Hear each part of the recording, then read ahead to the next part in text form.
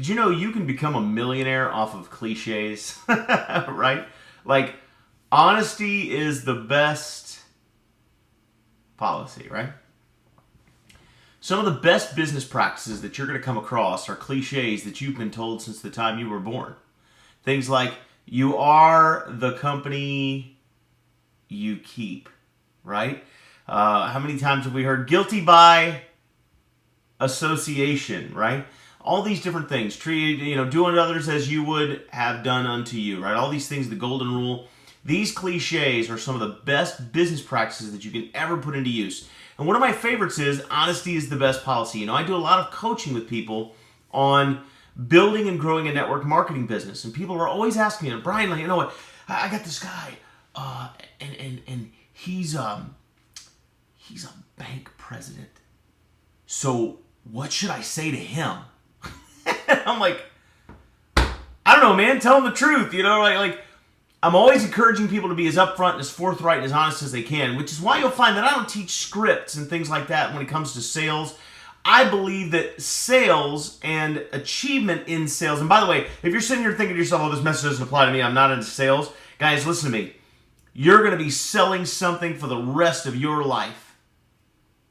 If you're 19 and you're trying to get more money out of mom and dad, you're trying to sell them on the idea that you need more money, right? If you're trying to go to a certain college, but you need the funding, you're trying to sell yourself to that organization so they'll give you a scholarship. You're going to sell yourself to your boss. You're going to have to sell that new house to the wife. Ladies, you're going to have to sell the reason why you need a dress for that event to your husband. Parents are always going to have to sell the right kinds of behavior to their kids. You're going to be in sales for the rest of your life, whether you believe it or you don't. Because sales is really just the conveyance of your enthusiasm to someone else for an idea, a product, a service, a way of doing business, something. You're conveying an enthusiasm for something in order to move someone else's thoughts, beliefs, or actions. That's sales. And what I'm telling people in my business is when you're involved in a sales transaction, the best thing that you can possibly be is genuine. Because at the end of the day, ladies, have you ever walked into a department store or a place where you had no intention of buying anything? But you'll walk out with a whole bag full of stuff because you met a salesperson you liked. Doesn't that happen to us? Or conversely, have you ever gone into some place with a full intention of buying something, but you walked without buying because the salesperson that you met, you didn't like them? Has this ever happened to you? Of course it has. The reason why that happened is because we want to do business with people that we like, and people like themselves, right? So a good salesperson has learned to create a rapport and make you like them. And one of the fastest ways to do that is through just simply being genuine, right? When you meet a slick used car salesman, man, you get out of there as fast as you can. But if you meet someone who's very, very genuine with you and you like them, you'll want to do business with them. So being genuine is so critical when it comes to making sales transactions and making the client or the customer or the individual that you're trying to influence like you. And that's why I believe that honesty and truth is so powerful in these interactions. And so, there's no reason to oversell something. There's no reason to embellish something. There's no reason to do any of this thing. Just be forthright.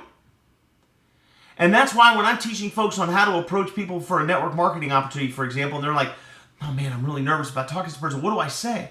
Tell them you're really nervous about talking to them. Their answer is probably going to be, oh, nonsense. What do you got? I'll listen. They'll be flattered that you feel that way. Be forthright with people. If you call them up and hey, listen, I don't really know how to ask you this because I'm just excited about something and I just want to share it with you. But, do you ever look at ways of making money? People are going to go, yeah, of course, man. What do you got? They're going to hear the sincerity in your voice and they're going to be able to relate to the fact that you're anxious about that. And I'm more than happy to open the door and give it a look.